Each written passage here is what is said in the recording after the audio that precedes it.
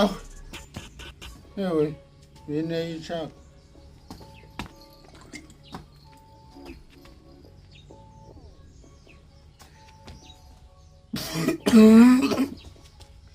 amena ariko nta kibazo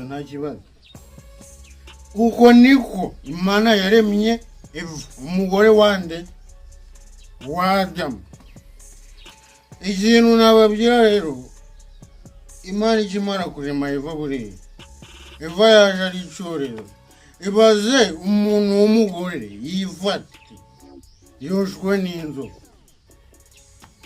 Ndaje turebe noneho uburyo inzoka yohejemo Eva epurema sepure. Ibyo ni ibintu bitumvikana neza. Inzoka gutizika kosha ufite ubwenge bw'umuntu.